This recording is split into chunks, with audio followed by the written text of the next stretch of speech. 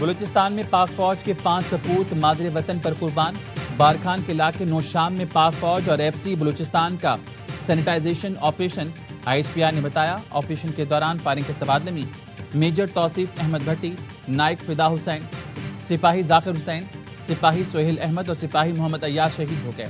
Forces نے فتنہ ہندوستان کے 7 دہشت گردوں کو ٹھکانے لگایا. ہلاک دہشت گردوں سے اسلحہ، گولہ بارود اور دھماکہ خیز مواد بھی برآمد ہوا. صدر مملکت، وزیر اعظم، وفاقی وزیر داخلہ اور وزیر اعلیٰ بلوچستان کا شہید جوانوں کو خراج عقیدت. دہشت گردی کے خاتمے کا آپریشن جاری رکھنے کا عزم.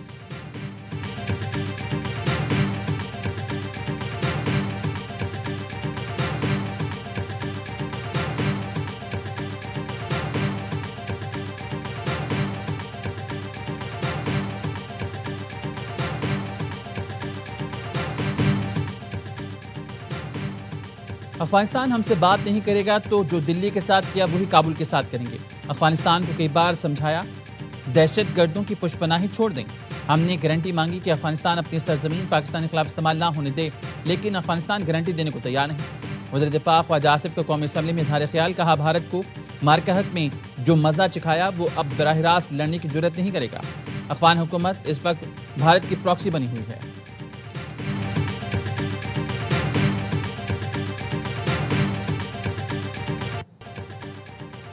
کراچی پولیس نے کوئن ڈیلر انمول اور پنکی کا 3 روزہ جسمانی ریمانڈ حاصل کر لیا.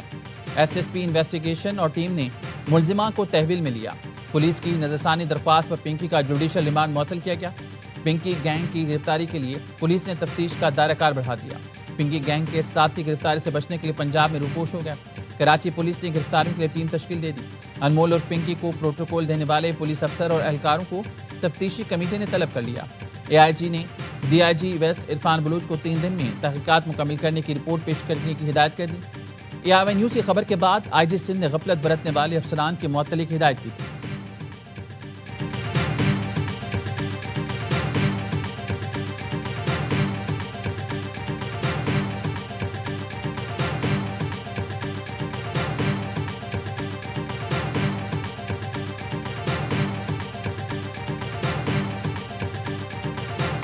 انتہائی مطلوب کوکین ڈیلر انمول اور پنکی کو کیسے اور کہاں سے پکڑا گیا، فوٹیج سامنے آ گئی.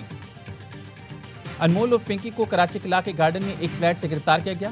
فوٹیج میں دیکھا جا سکتا ہے کہ بیگ کی تلاشی کے دوران پستول بھی نکلا. فلیٹ میں کوکین کی تیاری کے مناظر بھی دیکھے جا سکتے ہیں. ملزمان نے گرفتاری سے قبل جانشین مقرر کر دیا تھا. کلائنٹس کو آڈیو میسج میں بتایا میرے ساتھ کچھ ہوا تو اسی نمبر سے کام چلتا رہے گا، میرا دوست یہ کام سنبھالے گا، وہ تمام معاملات بتا دے گا. انمول اور پنکی کے خلاف قتل کا مقدمہ بھی سامنے آ گیا. بغدادی تھانے میں درج ایف آئی آر میں نامزد.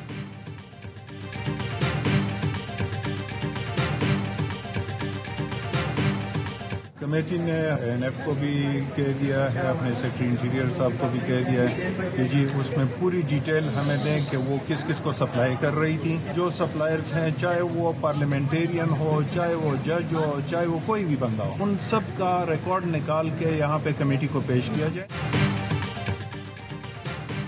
سینٹ کی قیام کمیٹی برائے داخلہ نے کوکنگ ڈیلر انمول اور پنکی کے معاملے کا نوٹس لے لیا.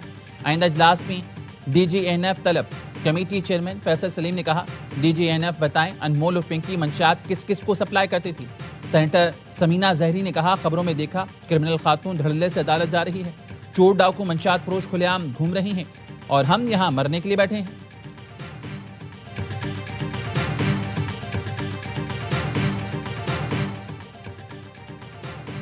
یقین ہے کوکین ڈیلر پنکی کو کوئی رعایت نہیں ملے گی.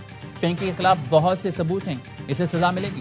صوبائی وزیر ناصر حسین شاہ کہتے ہیں شرجیل میمن جب وزیر نارکو ٹیکس تھے تب پہلی بار پنکی کا نام سنا تھا. پنکی کو پہلے بھی گرفتار کرنے کی کوشش کی گئی تھی لیکن یہ صوبے سے ہی غائب تھی.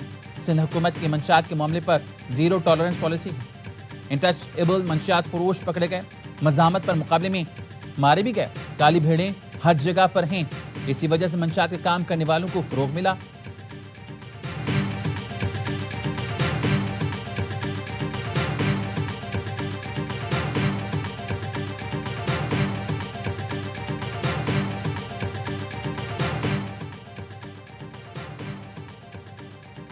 کراچی پولیس نے ایک اور مطلوب منشیات فروش پکڑ لی. قائد آباد پولیس کی خفیہ اطلاع پر بڑی کارروائی. ملزمہ نرگس عرف ملکہ گرفتار. 60 لاکھ سے زائد مالیت کی 35 کلو سے زائد چرس برآمد. ملزمہ اندرون سندھ سمیت شہر کے مختلف پوش علاقوں میں بھی منشیات سپلائی کرتی تھی۔ ملزمہ کے ساتھیوں کی گرفتاری کے لیے چھاپے مارے جا رہے ہیں۔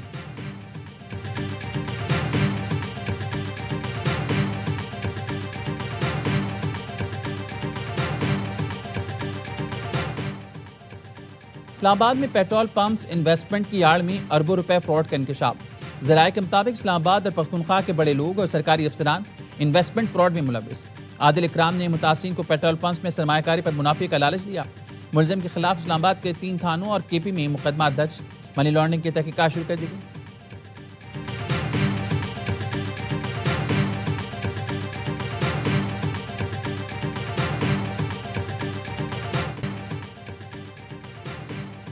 امریکی صدر ڈونلڈ ٹرمپ کا بیجنگ میں شاندار استقبال۔ ہوائی اڈے پر چینی نائب صدر نے ٹرمپ کا استقبال کیا۔ چینی نوجوان اعزازی گارڈ نے خیر مقدم کیا۔ امریکی صدر کی چینی ہم منصب سے آج ملاقات کا امکان۔ ایران، جنگ، تائیوان، تجارت اور مصنوعی ذہانت پر بات چیت ہوگی۔ 2017 کے بعد امریکی صدر کا پہلا دورہ چین ہے۔ ایلان مسک سمیت درجن بھر کاروباری افراد بھی ٹرمپ کے ساتھ آئے ہیں۔ چین کا امریکی صدر کے دورے کا خیر مقدم۔ چینی وزارت خارجہ کے ترجمان نے کہا، تعلقات بہتر بنانے کے لیے دونوں ملکوں کے سربراہان کی ملاقات انتہائی اہم ہے۔ دونوں رہنما باہمی تعلقات، عالمی امن، تجارت اور ترقی جیسے بڑے معاملات پر تفصیلی بات چیت کریں گے۔ چین برابری اور احترام کی بنیاد پر امریکہ سے تعاون بڑھانے اور اختلافات ختم کرنے کے لیے تیار ہے۔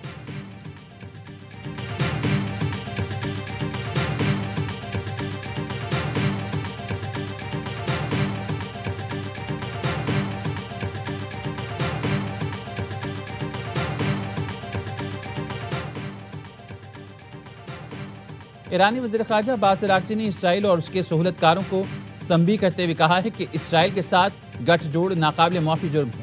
اسرائیل کے ساتھ مل کر شہریوں کو تقسیم کرنے والوں سے حساب لیں گے۔ عظیم ایرانی عوام سے دشمنی احمقانہ جوا ہے۔ نتنیاہو جو آج بتا رہا ہے ایرانی فوج بہت پہلے آگاہ تھی۔ عباس اراغچی کا ٹویٹ۔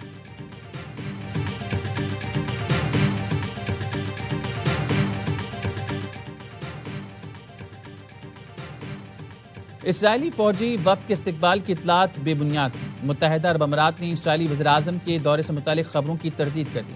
اماراتی وزارت خارجہ کے مطابق اسرائیل کے ساتھ تعلقات اعلانیہ اور واضح فریم ورک کے تحت ہیں۔ خفیہ ملاقاتوں یا غیر اعلانیہ انتظامات سے متعلق دعووں میں کوئی صداقت نہیں۔ کسی بھی دورے یا سرکاری سرگرمی کی تصدیق صرف متعلقہ حکام ہی کر سکتے ہیں۔ میڈیا غیر مصدقہ معلومات کے پھیلاؤ سے گریز کریں۔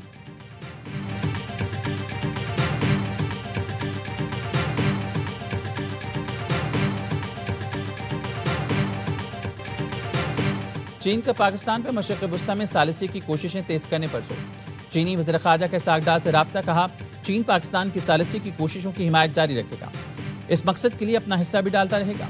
پاکستان آبِ ہرمز کھلوانے سے متعلق معاملات مناسب طریقے سے حل کرنے میں کردار ادا کرے۔ ساکڈار نے ایران اور امریکہ کے درمیان مذاکرات کے لیے پاکستان کی کوششوں سے آگاہ کیا۔ مکالمے کے فروغ میں پاکستان کی حمایت پر چین کا شکریہ ادا کیا۔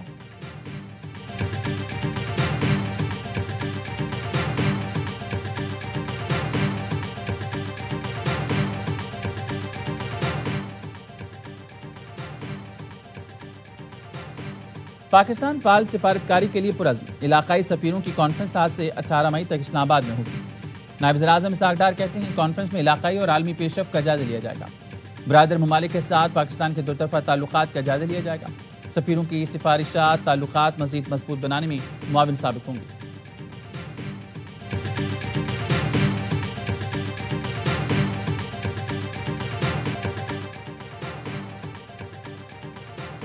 چین سے منسلک متعدد کارگو اور آئل ٹینکرز آبِ ہرمز سے گزر گئے۔ این بی سی کے مطابق 24 گھنٹوں کے دوران چینی بحری جہازوں کے آبِ ہرمز سے نقل و حرکت جاری رہی۔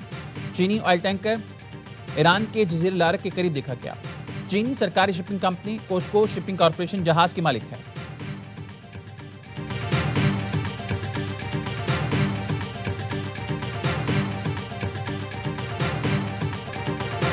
آئی ایم ایف مشن کی آئندہ بجٹ پر وزیر خزانہ سے مشاورتی بیٹھک۔ وفاقی وزیر خزانہ محمد اورنگزیب نے کہا ملکی برآمدات میں اضافہ ریکارڈ کیا گیا۔ معاشی استحکام کی کوششوں کے مثبت نتائج سامنے آ رہے ہیں۔ حکومت معیشت کو درپیش ساختی چیلنج سے پوری طرح آگاہ ہے۔ پاکستان کو آئی ایم ایف سے $1 ارب 30 کروڑ موصول ہو گیا۔ اسٹیٹ بینک کے مطابق رقم 15 مئی کو زر مبادلہ ذخائر میں شامل ہوگی، جس سے مجموعی ذخائر $22.5 ارب سے زائد ہو جائے گی۔